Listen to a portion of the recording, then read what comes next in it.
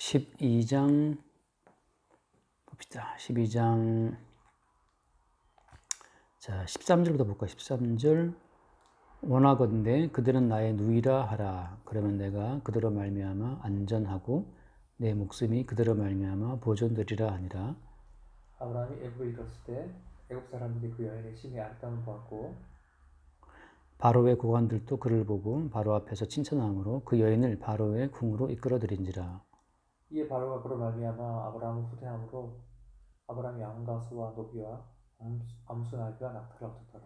여호와께서 아브라함의 아내 사레의 일로 바로와 그 집에 큰 재앙을 내리신지라. 바로가 아브라함을 불러서 이르되 내가 어찌하여 나에게 이렇게 행하느냐? 내가 어찌하여 그를 내 아내라고 내게 말하지 아니하였느냐?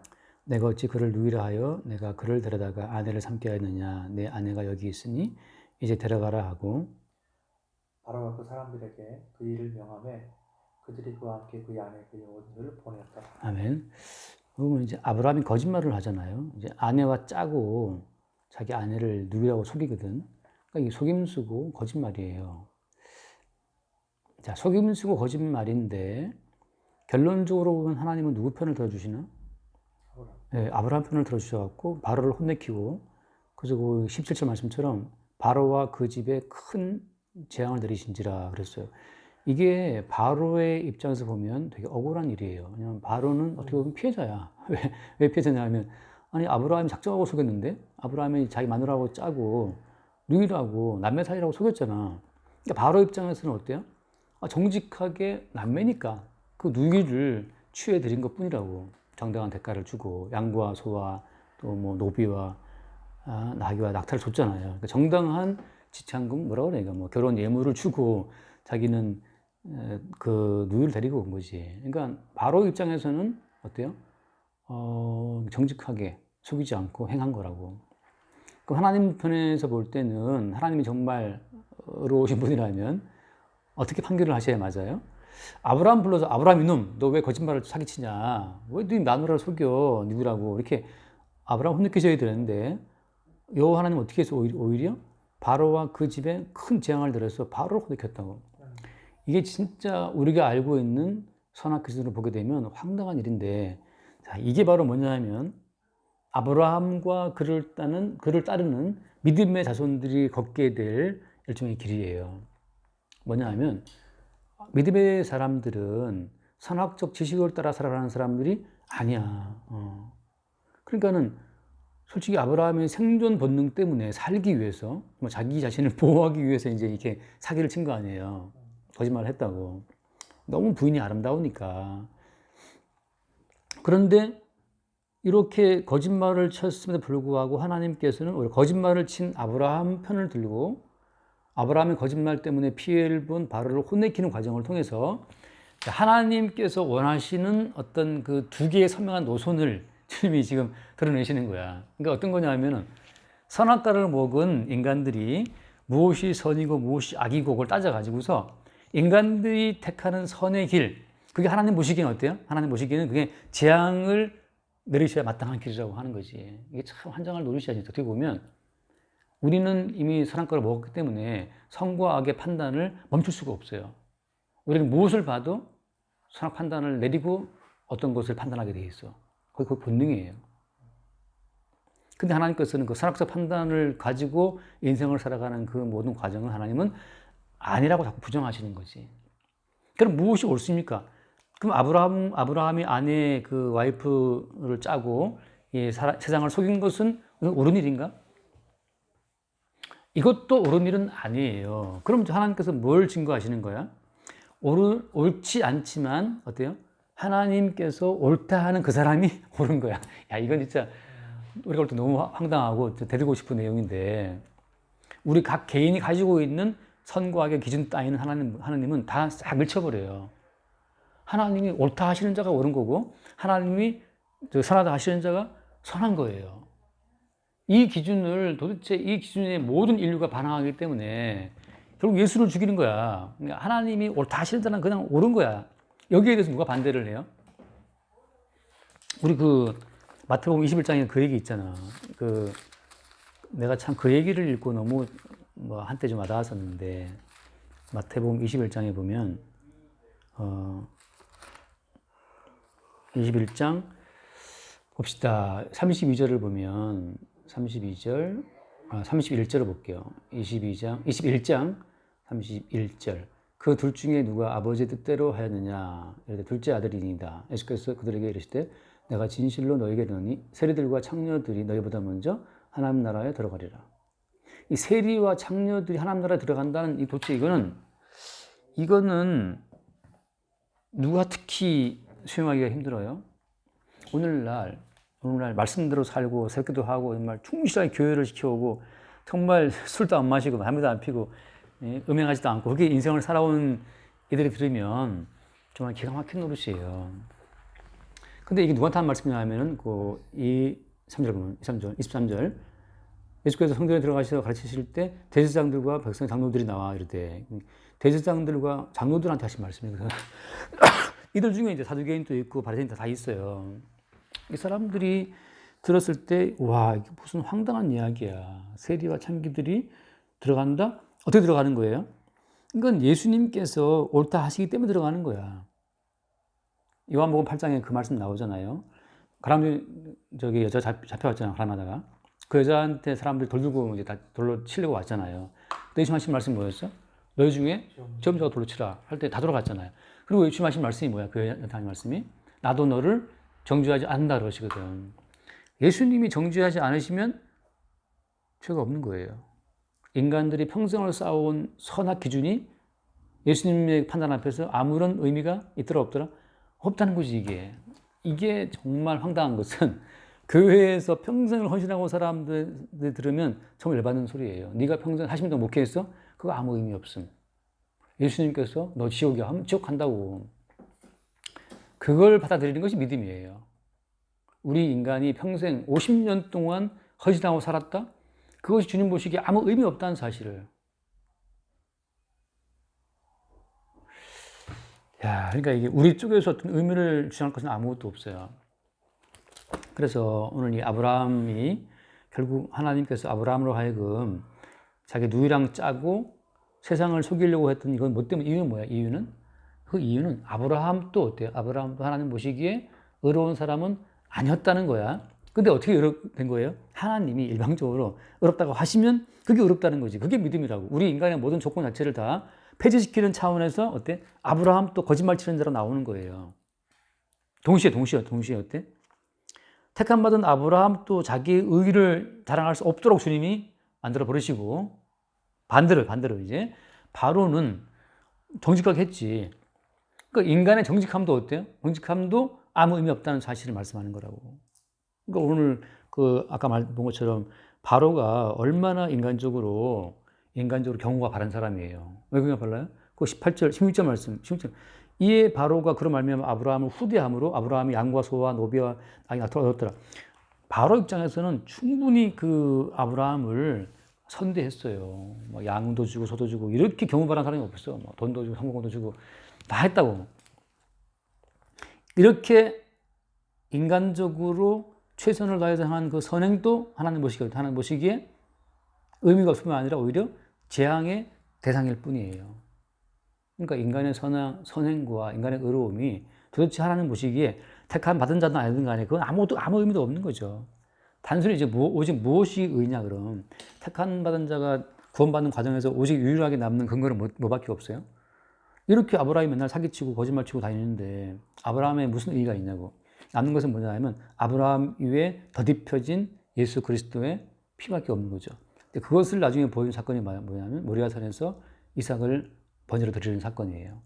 이삭이 죽음으로 인해서 내가 의롭게 된다는 사실을 아브라함이 보여주는 거지.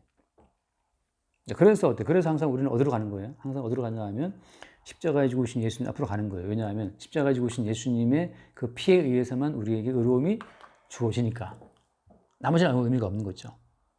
그래서 오늘 이 이야기는 어떻게 보면 간단한 이야기지만 또다시 아브라함이 사기를 쳤고 거짓말을 했고 아내랑 짜고 세상을 속였다라고 하는 거. 자, 그래서 세상을 속이는 자로 등장한 자들이 오히려 의롭다함을 받았고 세상 자체를 견고하게 어떤 진실을 위했던 사람들이 재앙을 받죠. 자, 끝으로 이제 오늘 또한 핵심은 뭐냐 하면 바로도 어때요? 바로도 정직이 뭔지를 알아 몰라? 바로도 정직이 뭔지를 알죠. 그리고 어때요? 바로의 왕국도 나름 경무를 다해서 인간적인 예의를 다해서 돌아가는 나라예요. 거기도 법이 있고 윤리가 있고 도덕이 있고 절차가 있어요. 자, 중요한 건 뭐냐? 인간의 선악적인 개념은 어떤 용도로 쓰인다? 인간의 선과 악의 개념은 어떤 용도로 쓰이냐 하면 인간 사회라고 하는 조직 구성을 위해서 쓰여요. 인간 사회의 견고한 조직을 위해서 인간의 모든 선악적인 판단과 지식이 쓰인다고 하는 사실이 중요해요. 다시 말해서 하나님을 위해서 이 선악 지식이 쓰이는 것이 아니고 결국 인간 나라를 위해서 쓰인다고 하는 거지. 그 예가 뭐냐? 그 예가 이렇게 바로가 절차를 따라서 예물을 주고 그 사라를 데리고 왔잖아요. 그리고 아브라함에게 충분한 지참금을 그 삭스를 주고 말이죠. 그 대가를 주면서 이렇게 바로 자체가 솔선수범해서 어떤 일에 정당한 대가를 지불하고 그리고 어떤 반대급부로 뭘 데리고 오고 하는 이 어떤 나름의 상거래 윤리의 도덕의 어떤 그런 규범대로 바로가 살아가요. 왜? 뭐 때문이에요? 애굽이라고 하는 왕국을 유지하기 위해서는 반드시 질서가 필요한데 그 질서의 근간이 되는 것이 바로 뭐냐? 그게 선악적인 지식이에요.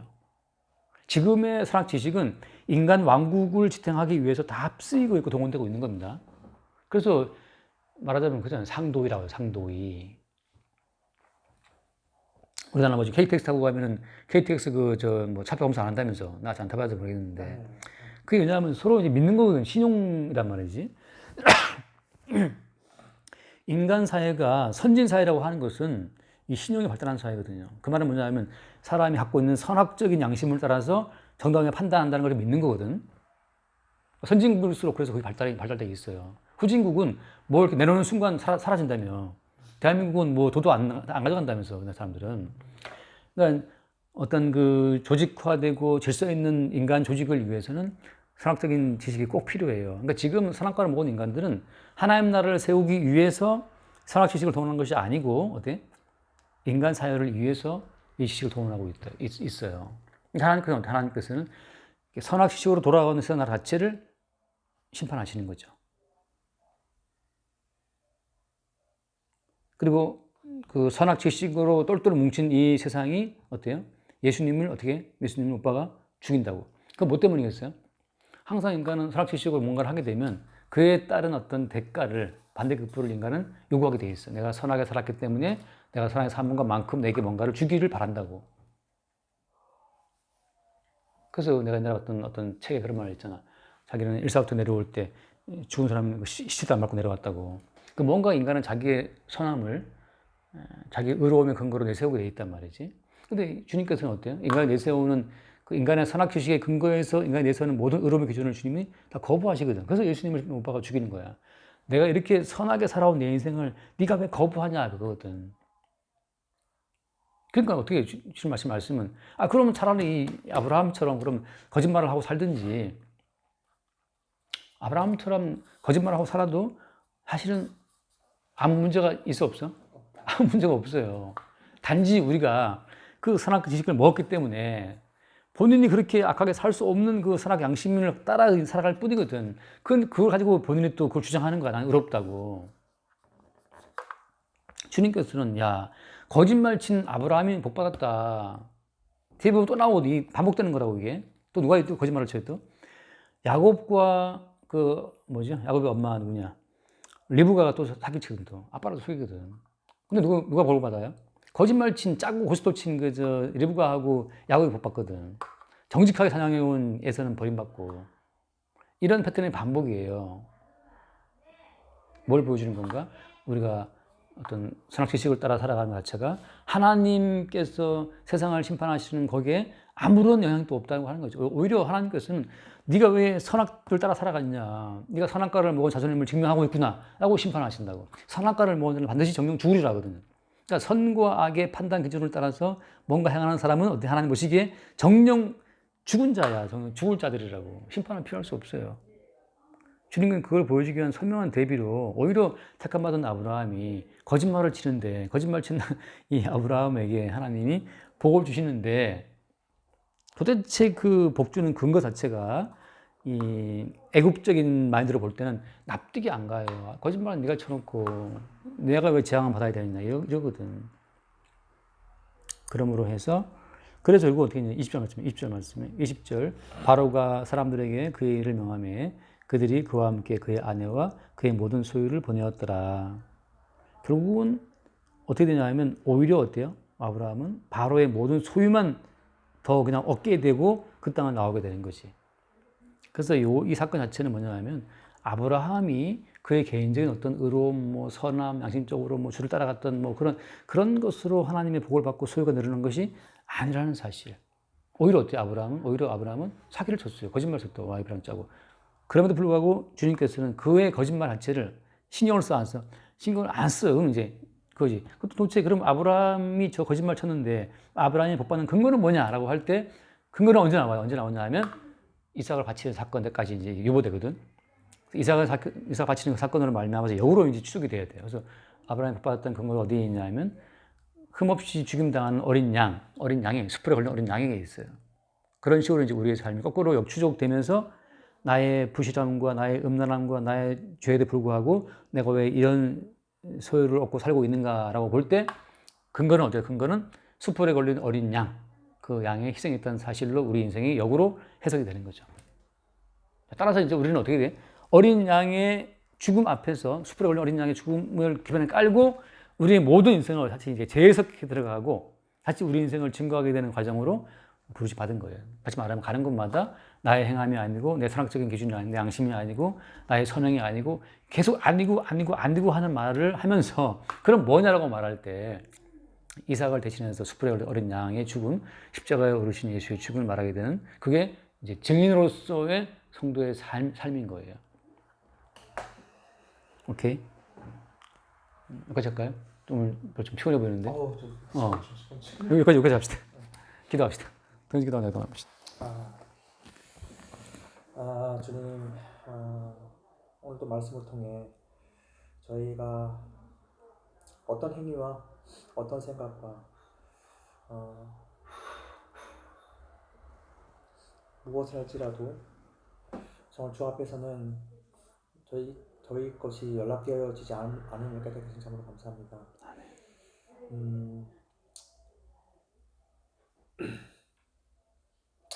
오직 모든 선함과 모든 거룩의 주인은 오직 주님께만 있음을 더욱더 저희가 깨닫기를 원하고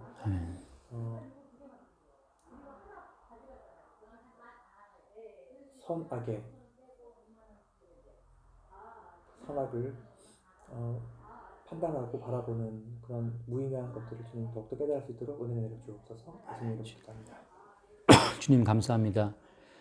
우리의 선함이 아니라 우리의 의로움이 아니라 오직 우리를 의롭다 하시는 우리 주님의 선은 그리스도 예수의 대신 죽으신 죽음에 근거한 우리 하나님 아버지의 그 선함만이 참으로 의로우신 판단임을 늘 우리가 믿음으로 바라보게 하여 주옵소서. 그 앞에서 우리의 선함과 인간의 모든 선악적인 가치 판단의 기준들을 늘 부정당하게 하시고 버리게 하시고 오직 그리스도 예수의 증인으로만 기능하게 하여 주옵소서. 우리 주 예수 이름으로 기도드립니다. 아멘. 수고했습니다.